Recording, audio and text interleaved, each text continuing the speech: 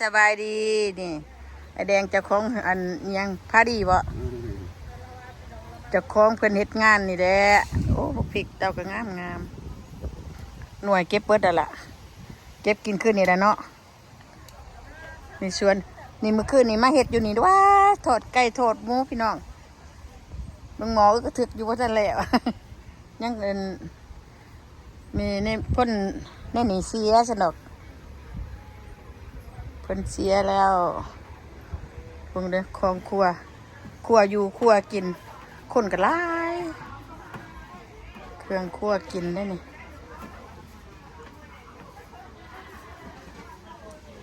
เต็มอยู่เอาเกลือนี่วะคืนนี้มาซอยจนดึกจังได้เมื่อล้างบ้านเพิ่นแล้วไรอายุจักปีก็เราว่า63แล้วเหรอเท่าเดียวกับเมียเพิ่นเนาะ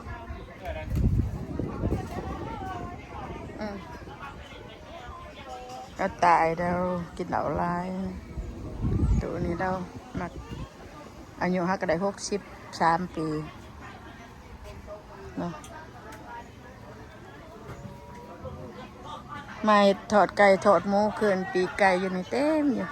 นี่ได้สิถอดกับหมูคืนนี่4 ถาด5 ถาดนี่ถาดหนึ่งอยู่นี่เอาไปไว้ในนะกระดูกหมูขางหมูอันนี้น้ำเนื้อขับปุ่นอันน่ะคือว่าปกอันนี้คือเป็นแนวนี้วะอันนี้ล่ะคืออัดแนวนี้วะคืออันนี้มาอัดเป็นยังไงมันละอันไหนต่อเต็งไว้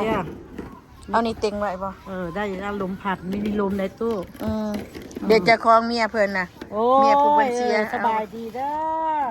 โอ้ยมิจะพีแต่นอกมาซอยเพิ่นกับมาซอยตั้งแต่6 โมงเช้าพุ่นนะคืนนี่จนเด็กจังเมื่อคืนนี่ก็จนเด็กจังเมื่อ10 โมงเมื่อก็ได้10 โมงเด็กจังเมื่อวันนี้ก็มาซอยแต่5 โมง 6 โมงเช้าบ่ได้อยู่ได้นอนกันบ่แล้วซอยกันไปคนลาวกับบ่หลายอยู่คนลาวก็หลายอยู่เนาะหลายอยู่เอาเด้อเบาดีๆเด้อถ่ายคลิปได้นี่นะบ่ถ่ายถ่ายเจ้าของไปถ่ายพี่น้องเพิ่นก่อนพี่น้องไงเพิ่นยังกินเหล้าบ่กินข้าวพี่น้องมันกันหลายเพิ่นกินเหล้าแล้วก็บ่อยากถ่ายเพิ่นได้อันนั้นยังบ่ได้กินเท่าดอกเหล้ากินเหล้ากินเบียร์เนี่ยสิบ่ได้ถ่ายละมีหยังคือเต็มแท้นี่โอ้ยมันก็สิซ้ำละดูเว้ยสัมภาระไป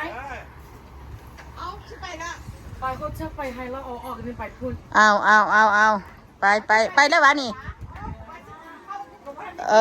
กินได้ไหมข้าว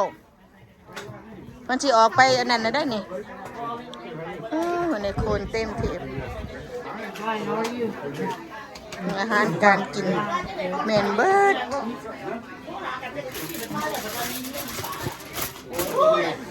ทอดแกงหน่อไม้ตำมะฮุงทอดกระดูกหมูมีลาบหมูบ่แม่นทอดไก่ปีกไก่ทอดเองคือนี่มีลาบหมูขัวกุ้งอันนี้เป็นยังลาบคือกันตอนชิ้นแห้งยำพักซุปหน่อไม้ซุปพักสมหมู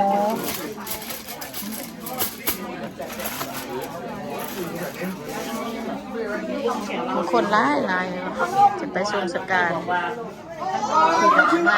ต่างเมืองต่างรัฐมาชมสการ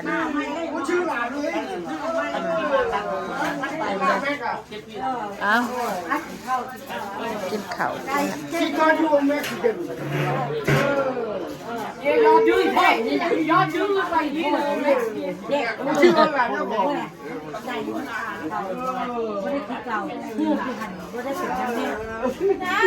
ป่าด้านว่าหาดูกว่าหาโอ้มา อดนั่นเนาะ ชื่อคนหลานเลย เชื่อไหนลูกมันไงคนคอพุ่น ลูกหลานมันบ่คือเก่า กูชื่อคนหลาน ก็มาชื่อตะเพียนนอกจากไร ไม่ไผ่กูสั่ง อันนี้น้องซ้ายหลาน เอ้ยไหวจ้า สองน้องซ้ายหลาน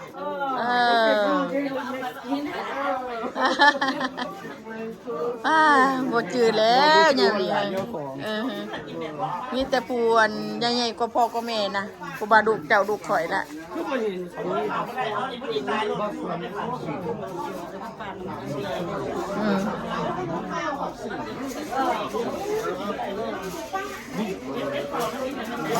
ซีนมีไก่มีกุ้งแน่ มีบิ่งมีบ้างล่ะเด้บิ่งหมูสมหมูสลัดพอกอันนั้นลาบหมูนะ อันนี้ซีนอันนี้หมูแล้วกินหมูอยู่บ่อันนั้นลาบแซ่บแท้โอ้ ลาบชีนหมู แซ่บ อยากเพชรน้อยหนึ่งเด้อคันบ่มักเพชรน่ะนะ ปลาเลยละ ลูกคนเล่าวนี่กินเบิ่ละสิได้ลูกเรา2คนนี้ 2 คน นี่วะ เขาดูบอลอื่นเขาบ้าง เอ พ่อ อ กับแม่อยู่ปอดเวน เออลูกใหญ่กว่าพ่อกับแม่เบิดเลย บ้านนี่เป็นเสีย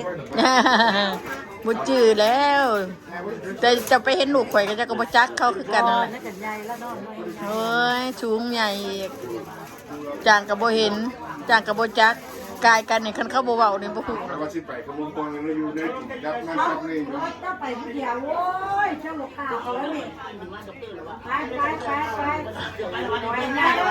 ไปลูกไปกันโลกพันบ้านลูกไป เอ้าบ่ไปว่าทางนี้บ่ไปวะไปพีดาโรโฮม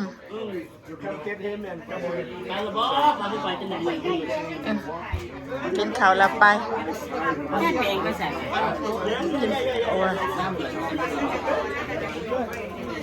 แล้วนั่งตั้งนั่งเลยเหรอ นั่งตัง ลูกนั่งอยู่พุ่นไม่แล้ว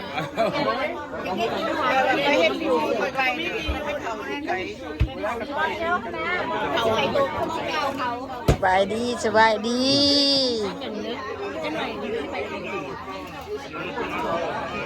ไปแล้วเพิ่นไปแล้ววันนี้ฮะไปมันสิขับทางไปก่อน เอายังไปแน่เด็กดูเล็กหน่อยสิออกไปพิดาโรโฮมนะไปทิมพี่ได้พี่น้องไปย่างไป คนร้ายเอาก็ต้องไปก่อนมันสิรถค่ารถติดรถมาแต่ต่างเมืองต่างรัฐไปก่อนโดดเท่านะรถหลายแต่ขึ้นนี่จะหอมมันนี่หอมเบอร์อื่นพุ่นละยังสเต็มอยู่แถวนี่นะจะไปทิมพี่ได้2 โมงนะ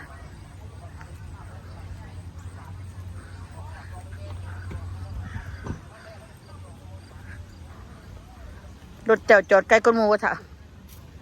สุดท้ายหมูวะไปอันนี้ละโอ้ใบในกระโปรงอันโดนนะเนาะเดิมเรื่องนะเนาะรถคนมาอันนี้ไปรถคนมาอันเผาพี่นี่แหละจะไปจูดพี่แล้วนี่ปงชบแล้วนี่พี่น้องโอ้คืออยู่หอดว่าคือหมบักม่วงอยู่ว่านปะใช่ใครสิไปเห็นมันว่าจักซะต้นไม้บักใหญ่เนี่ยโหมดีนดอันดุ้งนั้นบ่นี่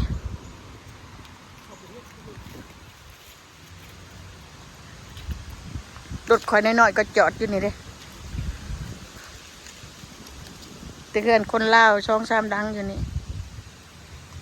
คนมาแต่เมืองอื่นได้หลายเนี่ยบ่แม่นในเมืองนี่บ่ได้หลายน้อยเดียวนึงโอเคเฮ้ยเอา